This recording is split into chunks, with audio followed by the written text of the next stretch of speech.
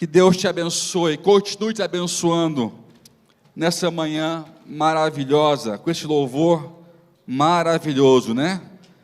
A parte mais importante já aconteceu, que foi o louvor, né? Mas agora nós vamos à palavra, né? A pastora Viviane morre de raiva quando eu falo isso para ela. Porque eu falo que eles cantam 2 horas e me dão 15 minutos. Aí eles ficam, aí eu falo, a parte mais importante já passou, agora é a hora do pregador. Ela fica com raiva. Amém. Deus é bom. Amém. Quem sente já aqui a glória do Senhor, a sua presença aqui sendo manifestada, né? Deus tem sido muito bom conosco a cada manhã.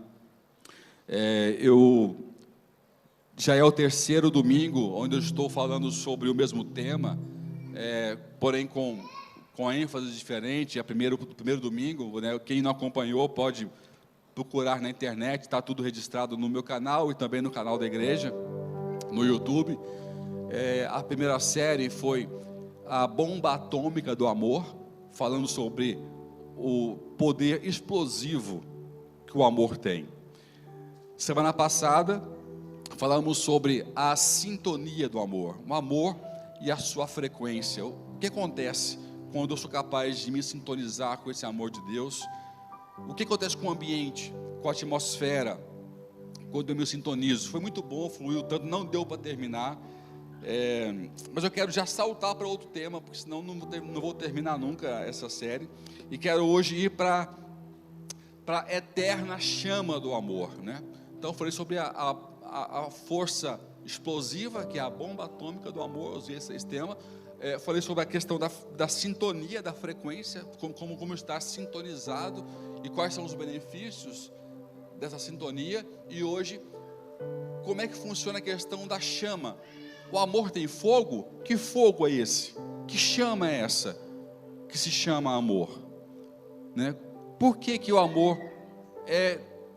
tem como metáfora e se conota às vezes como chama, como fogo? Eu quero falar um pouquinho com vocês sobre isso hoje, e com o tempo que eu tiver desenvolver. Eu até tirei poucas anotações para tentar terminar, porque eu dei o título na semana passada, quando passou 25 minutos, estava tão gostoso o fluir, né, que não deu mais uma vez, não consegui terminar, pastor, a palavra. E só voltando aqui um pouquinho em relação à sintonia, né, para a gente contextualizar, estamos trabalhando em cima do texto de Marcos. E por que Marcos? Eu expliquei que se você for ler o mesmo texto, né, o texto base, é aquela pergunta que aquele mestre da lei fez para Jesus: qual é o maior mandamento? E Cristo responde que o maior mandamento é amar a Deus sobre todas as coisas, com todo o seu coração, com toda a sua alma, a sua força e o seu entendimento. Depois ele fala: e amar ao próximo como a ti mesmo. E esses dois são os maiores e grandes mandamentos. E Marcos, se você comparar, depois faça isso, eu te desafio a fazer isso, comparar essa narrativa, esse relato no livro de Marcos, você vai ver que a perspectiva de Marcos não é igual à de Lucas. Inclusive, a de Lucas já gera uma pergunta, depois que gera a parábola do bom samaritano, que não está em Marcos, tá? É interessantíssimo isso, porque Lucas, ele ouviu testemunhas oculares para poder fazer o seu relato histórico. Marcos foi uma testemunha direta o tempo todo, porque ele era um apóstolo. Lucas não era apóstolo, mas ele teve um papel importantíssimo na igreja, relatando, ouvindo as pessoas que tiveram contatos diretos com Jesus, com os apóstolos e com o crescimento da igreja. Então ele escreveu o livro de Lucas e o livro de Atos, como eu expliquei na semana passada. E se você for ler Mateus, tem outro tipo de visão, outro tipo de relato, outro tipo de perspectiva. Então eu detalho muito bem isso no culto passado. Quando você ver o vídeo, você vai entender melhor sobre isso. Por que eu escolhi Marcos? Porque Marcos, ele percebeu algo diferente que os outros não registraram. Ele percebeu que o capítulo todo está registrando que não é só uma pessoa, vários mestres da lei, herodianos, fariseus, escribas, foram até Jesus para colocar perguntas, para ver se ele conseguia se contradizer, cair em uma resposta que o pudessem acusar e prendê-lo naquele momento. Foram 3 anos assim, tentando prender Jesus, tentando buscar ele em uma rasteira. Ah, Jesus, a quem devemos dar o imposto? Uma pegadinha. O tempo todo tentando passar uma rasteira. Só que Marcos percebe uma coisa, que não era um mestre, imagina, eram vários mestres da lei. Um falava e tinha mais 10 ouvindo, já pensando na próxima pergunta, já pensando na próxima rasteira. Aí Marcos repara que um deles, ele narra assim: um mestre da lei, vendo que respondeu sabiamente. É o único apóstolo que fala dessa maneira. Ele percebeu que esse mestre da lei teve uma aproximação diferente quando ele perguntou, ele teve um tom diferente quando perguntou, possivelmente, para ele ressaltar, para ele escrever um pouco diferente dos outros, alguma coisa que os outros não notaram, ou talvez notaram, mas não quiseram pontuar. Ele notou e quis pontuar quando escreveu o seu evangelho, o seu livro. E o que eu quis aqui dizer quando eu falei sobre isso? Eu falei sobre o poder da sintonia, porque à medida que Cristo ia sendo confrontado, ia sendo desafiado, ia sendo armadilhado, ele não mudava a sua natureza, porque ele era agredido. Como aquela frase do poeta, né? Quanto mais você esmaga a flor, mais perfume ela solta na sua mão. É ou não é? Quem já ouviu essa frase maravilhosa? Quanto mais você pega uma flor e você a esmaga, mais perfume ela deixa na sua mão. Assim é Jesus.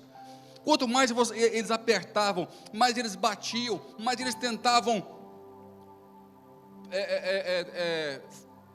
pregar uma rasteira nele, mais ele mostrava o amor, a sabedoria, a sua essência ia tomando o ambiente, mudando a atmosfera. Aí Marcos notou que esse mestre falou, e vendo o mestre, que ele respondeu sabiamente, aproximou e perguntou: mestre, qual é o maior mandamento? Aí você vê que há aqui uma transformação. Não foram todos, porque tem gente que é jogo duro, tem gente que até sente, mas finge que não sente, porque dá mais valor ao ego do que ao ambiente, mais valor ao orgulho do que à verdade. E eu testemunhei aqui na semana passada, que no meu princípio da minha vida cristã, tem muitas pregações que eu não me lembro, mas eu me lembro claramente do ambiente que eu sentia naquele dia e naquela pregação onde eu estava, a atmosfera de amor que tomava conta naquele ambiente, a atmosfera espiritual que se formava naquele ambiente, está registrada até hoje na minha memória e no meu coração, por mais que eu não lembre da palavra e nem da pregação. Então não vem me falar que você não sente nada, porque eu sei o poder e a atmosfera que Deus constrói quando a sua palavra é manifestada e é anunciada. Só que muitas vezes para algumas pessoas é mais importante o ego, o orgulho e a teimosia de não se curvar a sua palavra, do que abrir mão do ego, abrir mão do orgulho e dizer: sim, Senhor, eu me rendo, sim, Senhor, eu me curvo.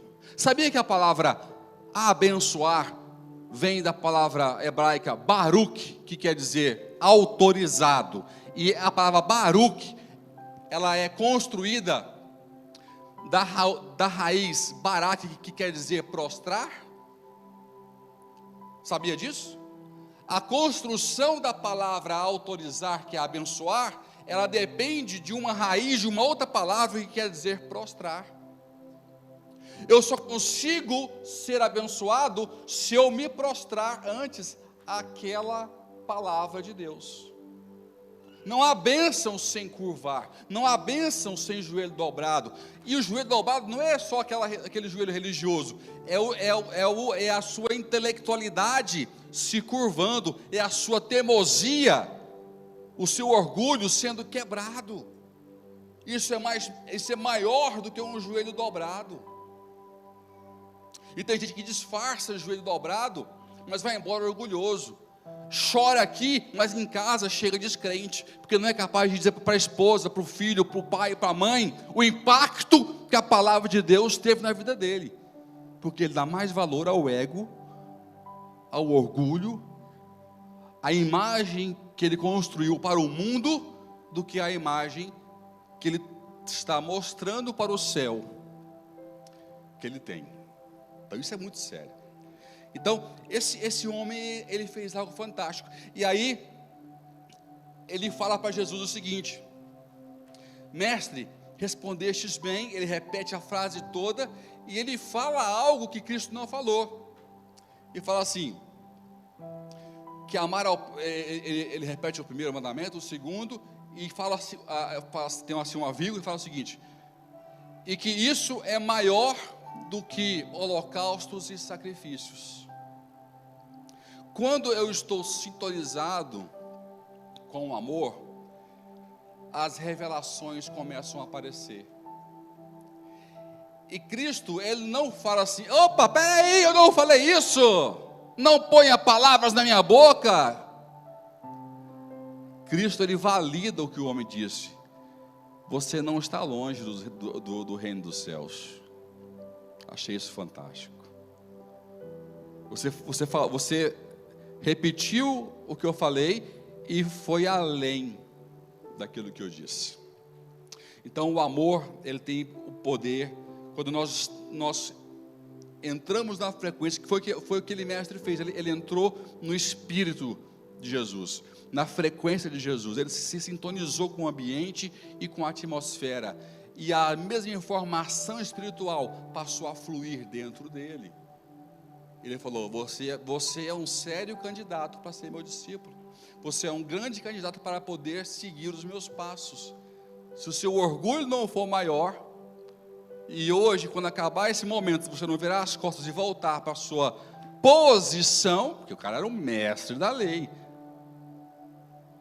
Aí o cara fica naquele conflito: eu vou amar mais o que? A minha posição de mestre, ou uma vida espiritual plena, nova e revolucionária? Ele teve que fazer uma escolha: o que ele ia amar mais naquele dia. O futuro dele eu não sei, a Bíblia não relata, mas Deus colocou ele, Jesus pôs ele diante de uma escolha naquele momento: você não está longe do reino de Deus. Então, eu preciso estar sempre sintonizado, não é? E por que eu quero lembrar essa questão do holocausto e sacrifício? E Cristo não corrigiu ele. É bem interessante isso, porque Cristo, ele era o quê? Eu quero puxar pela sua teologia. Quem Cristo era, segundo João Batista? Ninguém fala alto. Ele era o quê? O Cordeiro. Completa pelo menos, gente. O Cordeiro de Deus que tira os pecados do mundo. João Batista definiu Jesus como o Cordeiro de Deus. Então, o que é o Cordeiro? Ele é o quê? O holocausto. O Cordeiro, ele é o quê? Ele é o sacrifício. E com o que você entregava o holocausto e o sacrifício?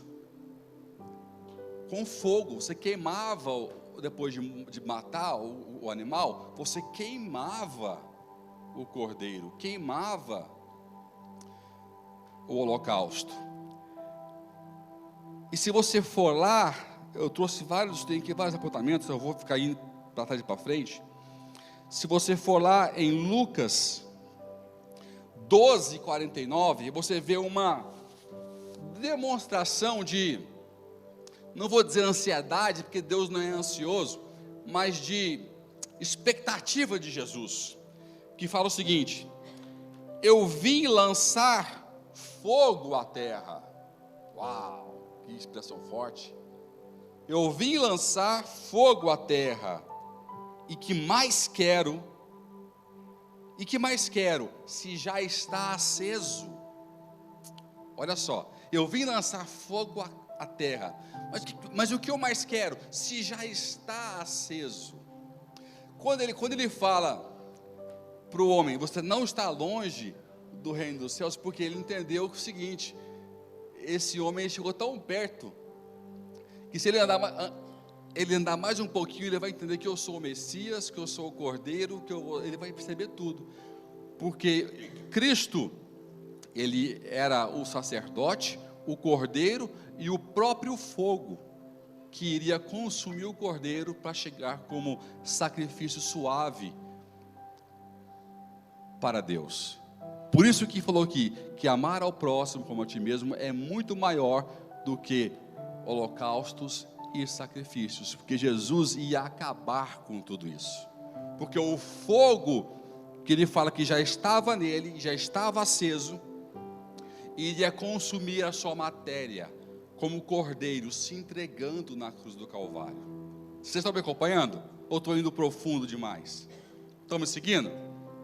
Cristo está dizendo: eu sou o cordeiro, e o meu amor, o fogo que está em mim, vai queimar essa estrutura na cruz do Calvário, para que mais nenhum holocausto, mais nenhum sacrifício venha a ser feito, e todo mundo que vier até a cruz possa ter redenção, possa conhecer a Deus através do meu sacrifício, do meu amor na cruz, através do Calvário, e ter vida eterna. E ele fala aqui no versículo 50, há um batismo em que hei de ser batizado, e como me angustio até que venha a cumprir-se. Que batismo é esse? Crucificação. Há um batismo que eu tenho que ser batizado, ou seja, eu tenho uma missão, eu preciso mergulhar em algo, que eu estou louco que chegue esse dia. Eu sei que vai ser difícil, mas essa é a minha missão. Por isso que dá o nome do filme, A Paixão da Cruz, porque a paixão de Jesus era viver o seu chamado, era viver o seu ministério, era viver e cumprir o seu propósito, meu irmão. E esse fogo que estava dentro dele, foi o fogo que o manteve aceso até o fim, para poder queimar o sacrifício, queimar o cordeiro, a matéria, o homem de Cristo, para nos dar a vida eterna. Quem entendeu diz amém aí, dê um aplauso bem forte ao Senhor.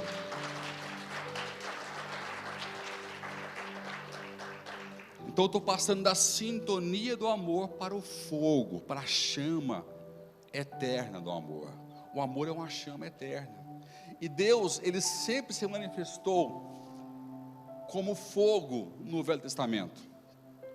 Santo Agostinho disse que o Novo Testamento é a descodificação do Velho Testamento. Tudo que você não consegue entender no Velho Testamento, pelas simbologias e pelas complexidades, você consegue descodificar pelo Novo Testamento. Tudo que você não conseguia explicar e entender antes, você entende no Novo, através das Escrituras, das respostas de Cristo e pelo que os apóstolos deixaram relatados. Então, os dois livros, eles são iguais e se complementam. Como eu expliquei na primeira palavra, Jesus nunca disse a lei está errada. Ele disse: a lei não está bem interpretada. Eu não vim revogar a lei nem os profetas, eu vim fazê-la ser cumprida. Ou seja, vocês não sabem viver aquilo que Deus deixou para vocês.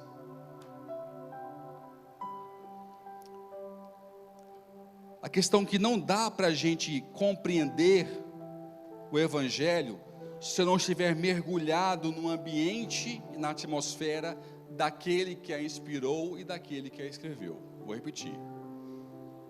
Não dá para eu poder compreender a lei, a graça, o Evangelho e a palavra de Deus, se eu não estiver mergulhado antes de ler a lei, antes de ler o Evangelho, antes de ler a palavra, no mesmo ambiente, no mesmo espírito e na mesma atmosfera daquele que a inspirou e daquele que a escreveu. Senão eu vou interpretar segundo o meu estado de espírito, como eu brinquei na semana passada. Manda um SMS para sua esposa lá no seu trabalho, para não sei aonde, e tenha o azar dela estar de mau humor. Você vê uma coisa? Você está linda hoje, meu amor. Ela, mentiroso. Não acredita. Porque o estado de espírito de quem está do outro lado não é igual ao seu. Eu estou apaixonado hoje, acordei inspirado. Você manda uma mensagem apaixonada para sua esposa. Ela está de mau humor, está ou tensão pré-menstrual, ou pós-menstrual, ou durante menstrual, né? Não sei. Tem gente que é constante. Aí ela vai ler e já interpreta errado. As confusões que você fica vendo em rede social é por isso. A pessoa escreve um conteúdo bacana, cheio do amor de Deus, cheio de boa intenção. Aí sempre tem alguém amargo do outro lado, para achar um erro numa vírgula sua, um problema no seu conteúdo e sentar a lenha. Por quê? Porque ele não está dentro do mesmo ambiente que você estava quando você escreveu. Eu sempre digo para os meus discípulos, para minha esposa, para as pessoas: se você puder evitar uma mensagem e puder fazer uma chamada, faça uma chamada. Sempre priorize uma ligação, sempre priorize um olho no olho. Se puder pessoalmente, faça um pessoalmente. Nada substitui essas coisas que estão ficando descartáveis.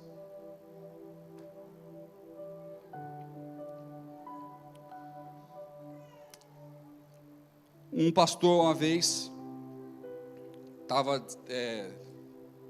tinha 3 discípulos. Isso é uma ilustração que eu vi. E eles queriam entender com o pastor: mestre, como que eu posso viver continuamente cheio do Espírito Santo e cheio do amor de Deus? E o pastor quis dar uma lição nesses 3 jovens. E vou te falar uma coisa, queridos. Eu estou assumindo um desafio muito grande, que é falar de um tema onde as pessoas acham que sabem do assunto, se aborrecem quando leem o título, o amor, não sei o que lá, acham que não precisam da palavra. Mas eu tenho me surpreendido com os testemunhos e feedbacks quando as pessoas, depois que as pessoas ouvem a palavra. Porque eu estou descobrindo que o tema mais básico do cristianismo não é compreendido e não é vivido, como o amor, como o perdão. Ainda hoje de manhã no café estava eu, o Rorion e algumas pessoas falando sobre o que era o amor. O assunto milenar, basilar do cristianismo não é compreendido, não é exercido e não é vivido. E pastores não querem pregar, porque têm medo de serem rejeitados e não serem ouvidos, porque é mais um falando sobre a mesma coisa. Então eu tenho assumido esse desafio de fazer as pessoas entenderem. E aí esses 3 discípulos perguntaram ao seu mestre: como que eu posso viver mergulhado no Espírito Santo e no amor? Ele falou: eu vou ensinar vocês. Cada um de vocês pegue cada um uma peneira, Quem aqui sabe o que é uma peneira? Peneira, né? Aquela coisinha assim, furadinha, que você peneira arroz, feijão. Hoje em dia todo mundo vai no mercado e compra já peneirado, né? Açaí também faz peneira, né? Peneira. Quem não sabe, vê no Google, peneira e vê lá, peneira. É algo metálico, cheio de furinho. Chama-se peneira. E aí ele falou, cada um pega uma peneira, vá até o rio, e quem conseguir encher a peneira de água, vem até mim, que eu vou explicar o que é, como permanecer, como viver cheio do Espírito Santo. Aí foram lá os 3 discípulos para o rio encher a peneira de água.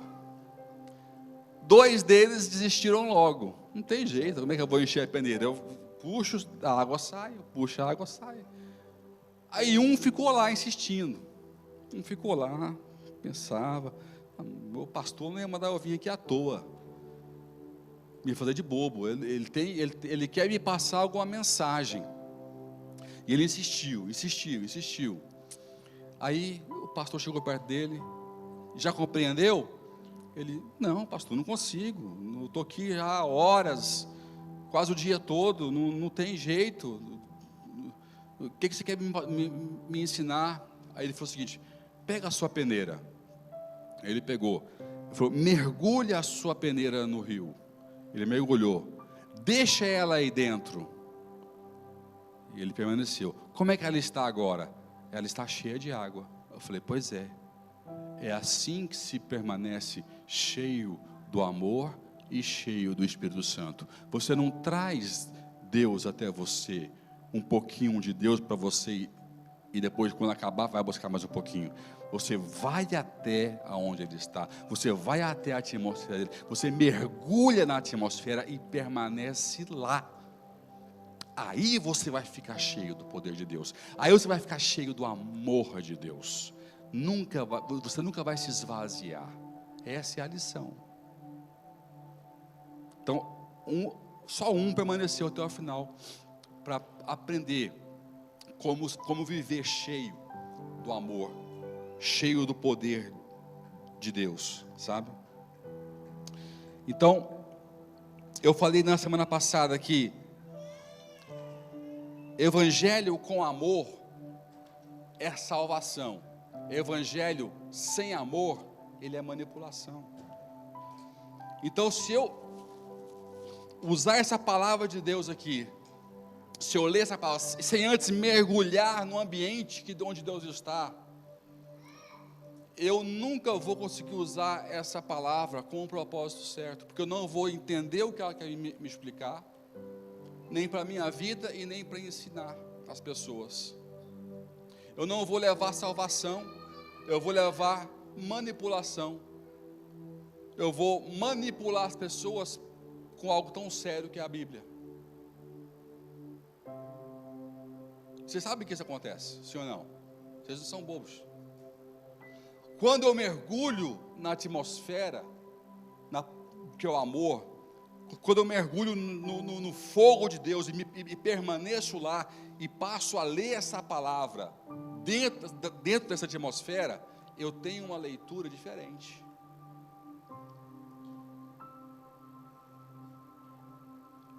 Aí você leva um conteúdo que salva, um conteúdo que cura, um conteúdo que liberta. Não está na palavra o problema, está no ambiente que você vive, que você constrói, que você quer permanecer. Reflita nisso. Quantas vezes algumas pessoas achavam que eu estava querendo esconder assunto delas, quando me perguntavam, pastor, onde é que você pesquisa, estuda para pregar? Muitas pessoas me perguntavam isso. Aí eu respondia, na Bíblia. Eu via a cara de desânimo da pessoa, na hora. Ela queria ouvir, ela queria ouvir o seguinte, eu vou no canal do YouTube tal, eu escuto tal fulano, eu vou em tal site. Elas queriam ouvir isso. Quando eu dizia a Bíblia, eu via a cara de desespero da pessoa. Tipo assim, como é que ele vê isso na Bíblia? Eu não vejo.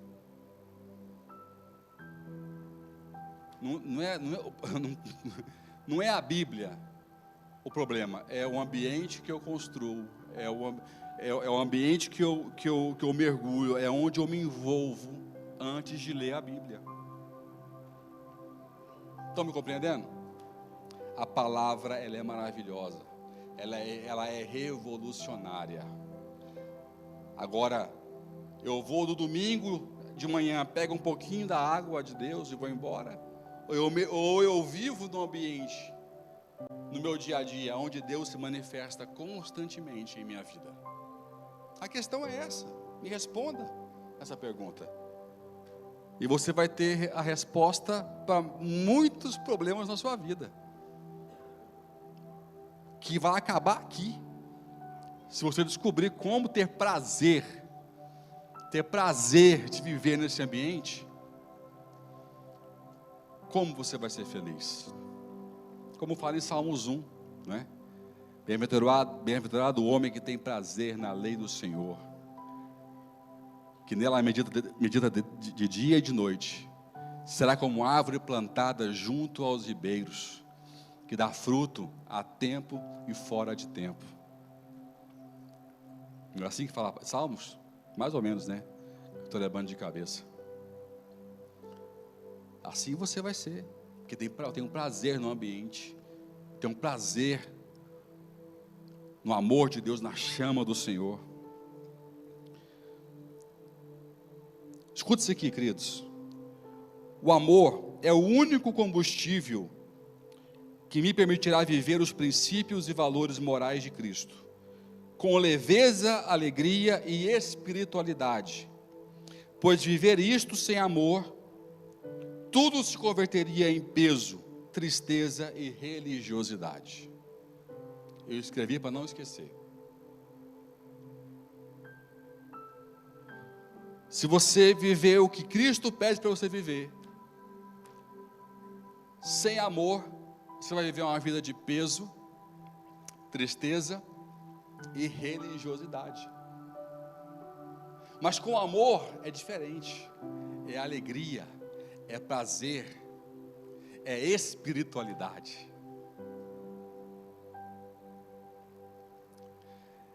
Deixa o fogo do Senhor consumir, queimar você. Poucas pessoas entenderam a comparação de amor com fogo. Pedro, na sua primeira carta, ele fala algo sobre isso. Em 1 Pedro 4, versículo 8, fala o seguinte: tendo antes de tudo ardente amor, essa é a expressão que ele usa, tendo antes de tudo ardente amor uns para com os outros, porque o amor cobre uma multidão de pecados. Pedro, lembra aquele Pedro, o difícil, o que negou 3 vezes, o temperamental? Lembra aquele cara complicado? Esse Pedro aqui, ó, é esse, está dizendo, eu descobri uma forma de não querer mais matar todo mundo, chutar o cachorro do vizinho. Eu descobri um ardente amor que me capacita a amar as pessoas, um ardente amor, um amor que queima e que cobre uma multidão de pecados, que mudou o meu olhar, me faz olhar para cada pessoa com grande misericórdia e compaixão. Ardente amor. Pedro compara o amor com essa chama ardente. Outra pessoa foi Salomão. Isso está em Cânticos ou Cantares, que infelizmente, aqui vai de como a pessoa lê, é o que eu estou falando. Se a pessoa lê cheia do amor, ou lê ceticamente. Para algumas pessoas, Salomão, quando escreveu Cantares, estava na carne. que ele fala umas coisas meio doidas lá. Ai, porque eu vou me deliciar nos seus seios, não sei o que lá e tal. Está lá em Cantares.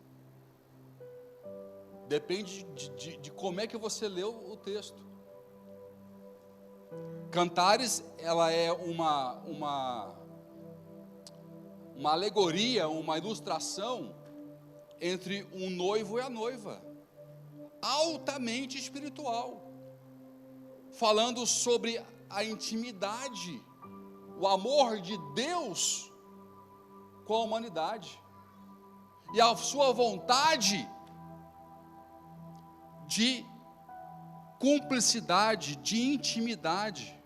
Jesus, depois, quando vem, ele compara mais uma vez tudo com o casamento, o noivo com a noiva. Mas se a pessoa não mergulha no espírito do autor, vai ver carnalidade em Cantares, vai ver pornografia em Cantares. Mas se eu mergulho no amor, eu vejo uma mensagem de um tipo de relacionamento que Deus quer ter com a humanidade, quer ter com a igreja, de intimidade, onde não há vergonha, não há segredos. Amém, igreja? Ai, estou escandalizado, pastor. Então você não conhece Deus. Abre a sua cabeça. Está muito fechadinha na tua mente. Muito fechadinha, muito tacanhinha ainda. E Salomão, ele fala o seguinte em Cânticos, 8, verso 6 e 7, vamos ler o 6 e 7. Põe-me como selo sobre o teu coração, como selo sobre o teu braço, porque o amor é forte como a morte, o ciúme é cruel como o Seol, ou como o inferno, para quem não sabe o que é Seol.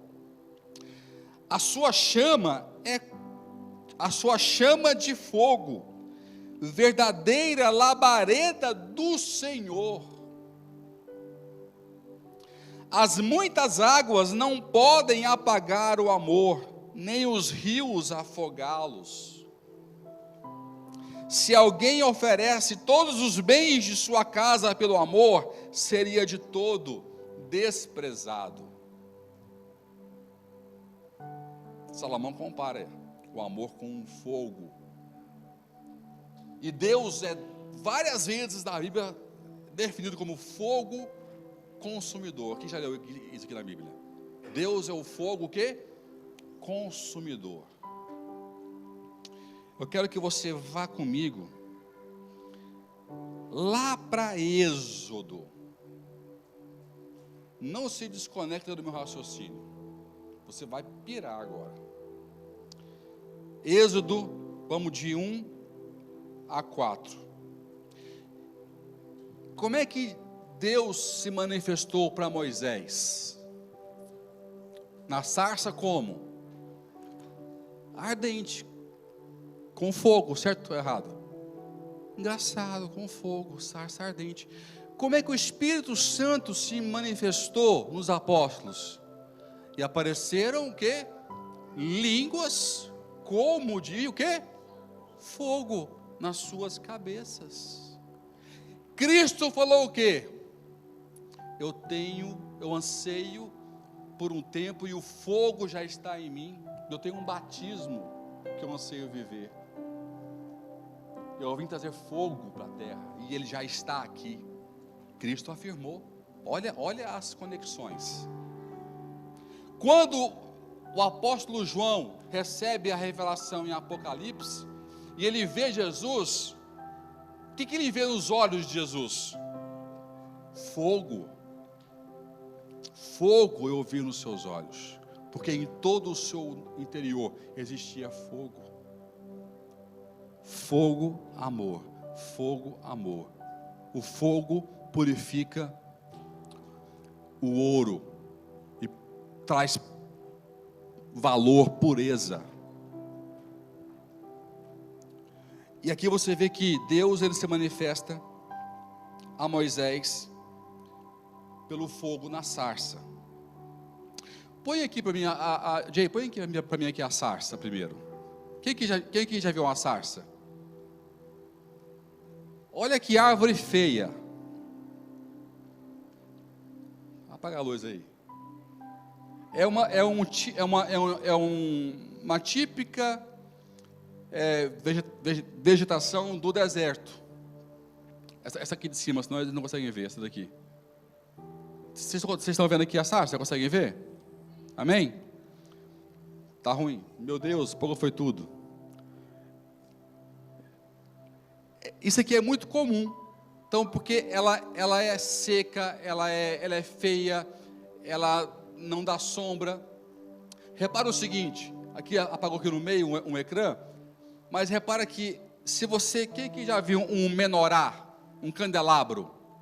Repara que ela tem um formato, está vendo que ela é assim? Ela tem um formato de um candelabro.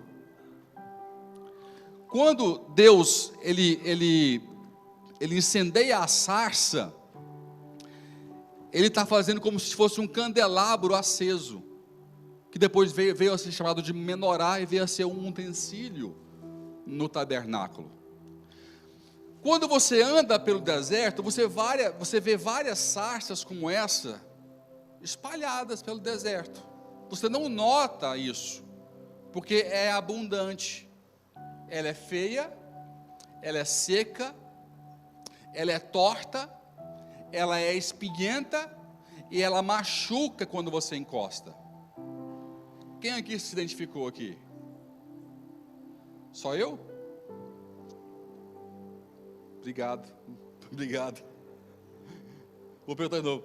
Ela é feia, ela é seca, ela é torta, ela é espinhenta e ela às vezes machuca quem encosta nela. Quem aqui se identificou aqui?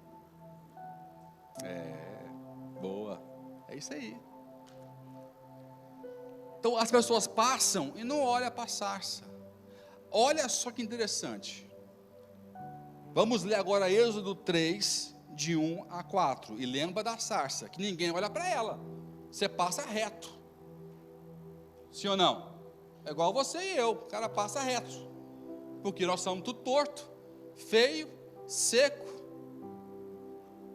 Dá um pouquinho de sombra só, e quando encosta na gente às vezes errado, eu ainda machuco o outro. É ou não é, igreja? Não é assim fraco, né? Vocês são muito ruins para confessar pecado. Pelo amor de Deus, povo duro. É assim mesmo. Aí, temos aqui Êxodo 3, 1 a 4. Vamos ler lá. Moisés cuidava das ovelhas e das cabras de Jetro, o seu sogro, o sacerdote de Midian.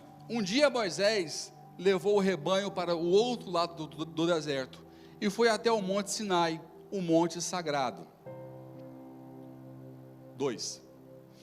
Ali o anjo do Senhor apareceu a ele numa chama de fogo no meio de um espinheiro. Aqui está espinheiro já de cara, pau, mas é sarça. Moisés viu que o espinheiro estava em fogo, porém não se queimava. Então imagina, você está no deserto, você vê um monte de espinheiro, porque é algo comum naquele lugar, mas um deles não tem um fogo, mas o negócio não queima.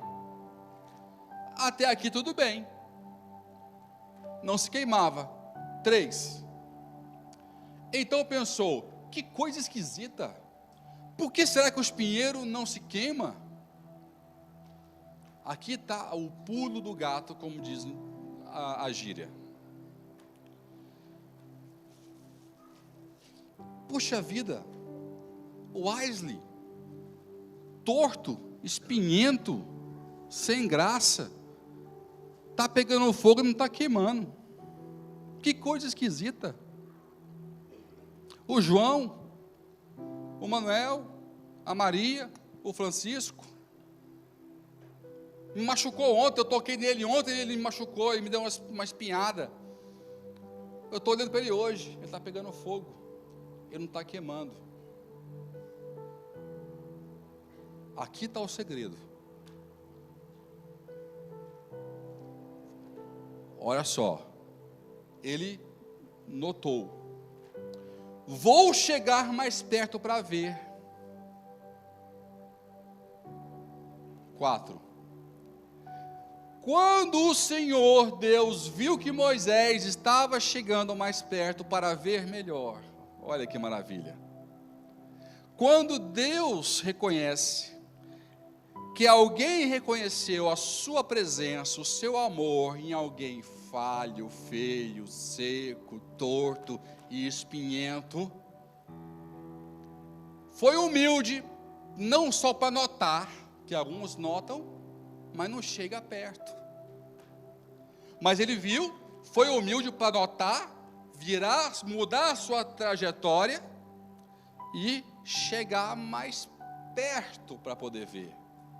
Quando o Senhor nota, quando Deus nota essa atitude, mas aquele cara é igualzinho a mim, mas ele tá ele tem um amor diferente, tem algo queimando nele que não queimava antes.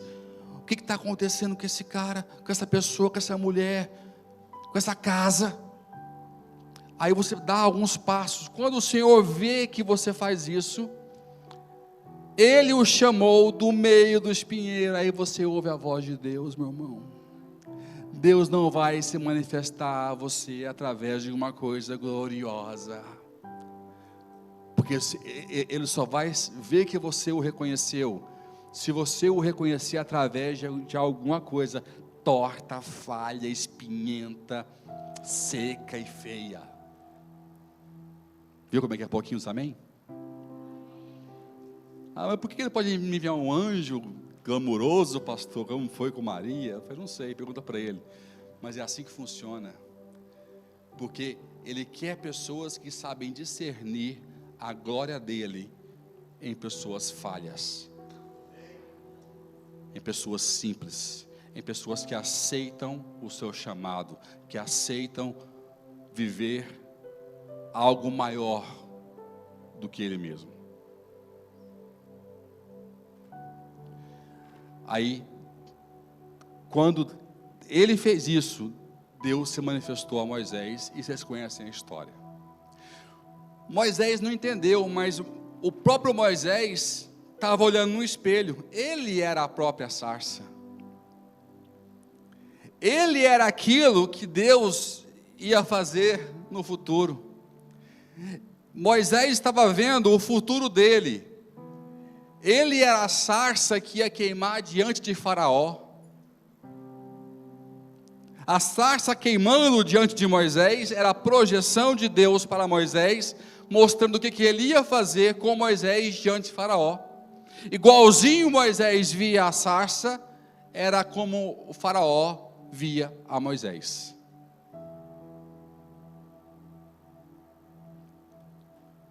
Quando Jesus fala, eu trouxe um fogo para a terra, Ele transporta esse fogo da sarça para dentro dele. E esse fogo da sarça vem pelo Espírito Santo sobre cada cabecinha como línguas de fogo, e vem para a sua igreja. Esse fogo é transportado para as nossas vidas. O fogo da sarça queima em mim e queima em você. E bem-aventurado será a pessoa que no meio de todos os teus defeitos conseguir ver a chama de Deus queimar em você. Porque quando ele notar, der um passo para o seu lado e chegar mais perto, ele vai ouvir a voz de Deus através da sua vida, meu irmão. Você recebe? Dê um aplauso bem forte ao Senhor.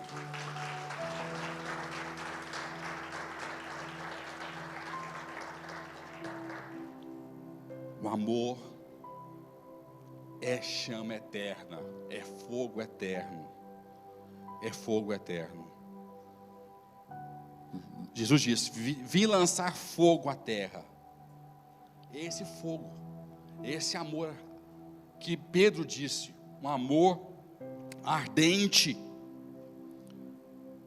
que já está aceso, e que pela crucificação pôde chegar até nós, até mim e até você. Nós temos que entender isso. João 3,16. Porque Deus amou o mundo de tal maneira que deu o seu Filho unigênito, para que todo aquele que nele crê não pereça, mas tenha a vida eterna. Esse amor que queima e consome todos os pecados. Por isso que o Senhor, nosso Deus, é um fogo consumidor. Esse fogo se transformou na cruz do Calvário, que consome todos os seus pecados pelo arrependimento. O sangue de Jesus me limpa e me purifica. Então há uma correlação simbólica entre fogo e entre amor, do Velho Testamento até o Novo Testamento. Quando você olhar para a sarça, lembra de você mesmo. Quanto mais torto você se sentir, mais seco você achar que é, mais espinhento você achar que você está sendo, mais eleito você poderá ser. Mais eleito você poderá ser. Não tenha dúvida disso. E olha que eu sei o que Moisés sofreu ali, porque eu sei o que é ser duro na fala. Muitos sabem o meu testemunho. O desespero de Moisés. Senhor, como é que eu vou falar com o faraó, se eu sou duro na fala? Alguns falam que ele era gago, né? E ele foi ele foi misericordioso, pôs Arão para ser porta-voz. Comigo ele não pôs ninguém ainda não. Mas é assim que Deus funciona. Quando você vê que alguém para ouvir alguém que não tem dom da fala,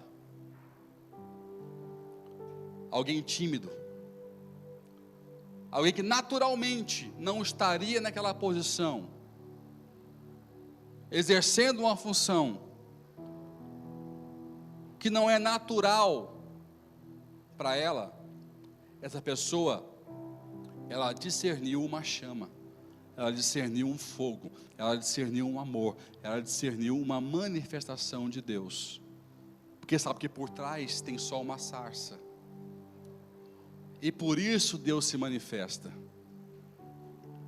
por isso Deus faz coisas maravilhosas. Por isso que eu não abro mão de ser torto, de ser seco, de ser espinhento, de não ser ninguém, de ser sarça, para que Deus se manifeste, para que Deus seja glorificado. E pode vir um desafio que for, porque vai ser sempre maior do que eu, e será sempre Ele que vai realizar através de mim. Nunca força nenhuma minha, nunca dom nenhum meu.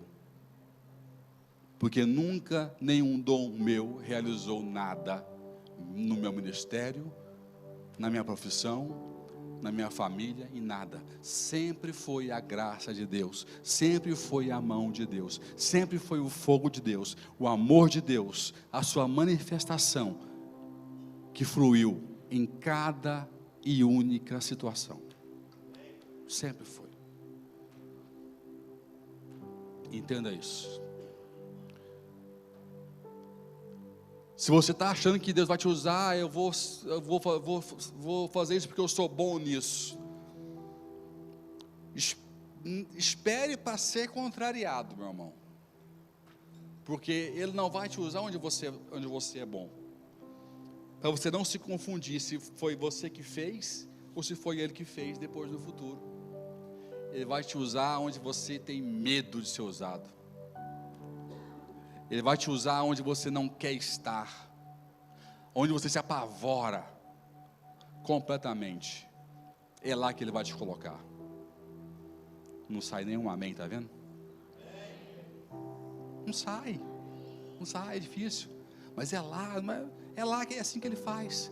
Porque Ele não divide glória com ninguém.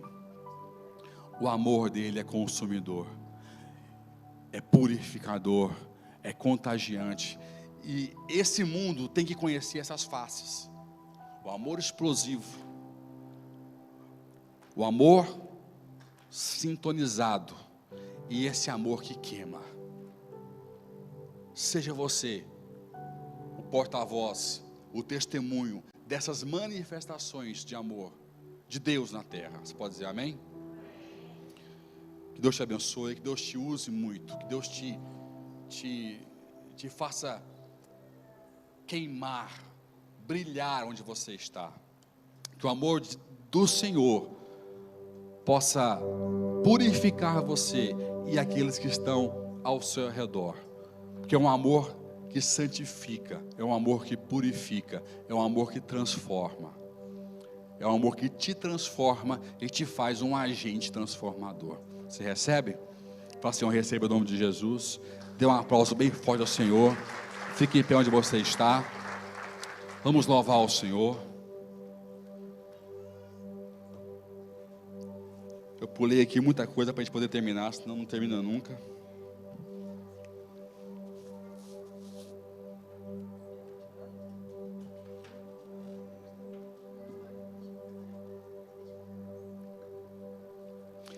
Quem aqui entendeu hoje que você nunca foi um acidente, sempre foi um propósito para a manifestação do fogo de Deus, do amor de Deus na terra?